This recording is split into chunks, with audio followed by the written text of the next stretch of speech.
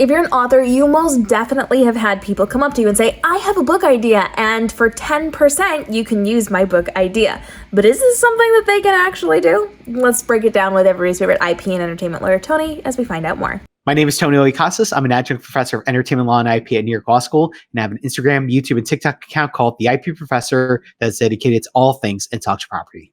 One of the things I experience most as an author is when people come to me and say, hey, KM, I have a book idea and you can write it and give me 10% of the profits from this book.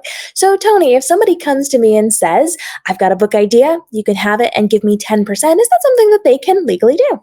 No, absolutely not. I mean, unless it's by way of a contract, which we'll talk about in a moment. But everybody, please realize that if you're talking about something that involves legal tender, what you say verbally just becomes hearsay at that point.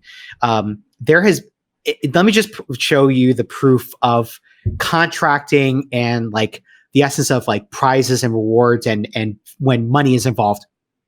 There has even been litigation dating as far back as like the early 1800s in this country under the contract law basis about ads being pulled in the like a newspaper or something, where if you do this, you get a reward.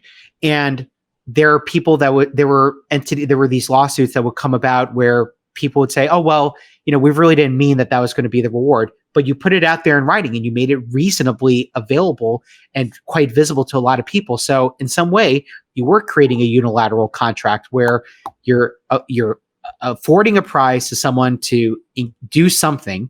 They do it. At the bare minimum, you have to honor what you've laid out in writing by way of an ad. If that was something that was verbally said, it'd be a totally different conversation. But that just goes to show you the importance of memorializing terms in writing in a contract.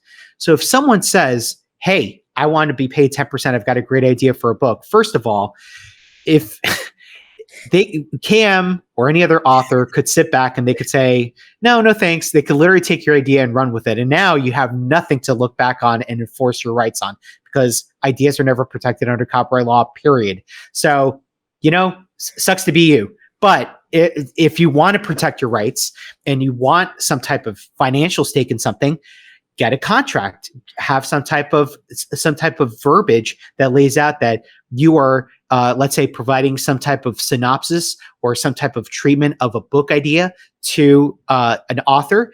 And in consideration, the author will write the book and they will pay you 10% or 5% of sales and royalties for any sale of the book if it ends up being published by way of a book publisher or an indie publisher, or even if it's self-published. But at least you have it in writing in some form. But without that, you've got nothing to write on. There is no enforceability whatsoever.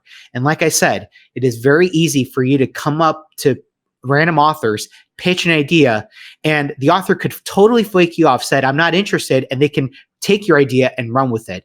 And at that point, you didn't take that idea, you'd never expressed it in some tangible form under copyright law. And now at that point, you can't sue them for copyright infringement. It actually, if anything, that type of behavior is like you're asking to have your work, like your idea taken and, the work or the idea basically being now crafted and expressed by someone else that isn't you. So be a little bit more business and sound and a little bit more, business savvy and wise when you're doing this type of activity. If you are going to work with a publisher and you really are serious about having some type of financial stake for them to write the book, have a contract already in hand. If that's not your jive, if you don't play that game, then obviously you have no rights to stand on. And like I said, it just encourages authors to just take your idea and run with it. And that's totally legal. There's nothing wrong with that whatsoever. And let's be incredibly clear. If you are not doing 10% of the work, you're not getting 10% of the profits. So if you would like to pitch your ideas to authors, there's actually a way to do that. There are some authors who struggle to come up with concepts and they will hire someone to flesh out an idea for them. A single line of an idea is not enough. You will have to come up with a full idea, a synopsis, a blurb, and step by step by step by step of everything that they're going to need to write in this book. Otherwise, your idea is useless to them. You have to do at least some of the work if you want to make some of the profits. So if you have an idea, we're really excited to hear that. We're excited for you to go write that, but we are not excited to write that for you. So if you want to do this, do it the right way. And please don't pitch us your ideas in exchange for 10% because we will laugh in your face. And that's just the way it's going to go. So if you've got those ideas, we want to see what you're writing. And if you've got questions on this, go ahead and drop those down below. Tony's coming back for upcoming episodes to help keep us legally protected in the publishing space, which sounds like it's absolutely perfect for you because you're about to write your novel. And we want to make sure that that is totally taken care of as you are going through this process. So drop the questions for Tony and for me down below. And as always, you can reach out to Tony on his social media. Tony, where can everybody find you?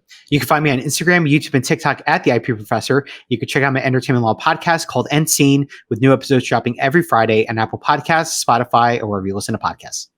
Drop your questions down below. We know we get some ridiculous things coming up in the publishing industry, so now's a great time to ask those questions so you have a valuable answer to give back to these people. But we're also dropping daily videos to help you navigate the world of publishing, from your writing to your publishing to your marketing, to make this your most profitable year ever with the least amount of stress, the least amount of overwhelm, and the least amount of time commitment for your content creation. We'll see you in the upcoming episodes.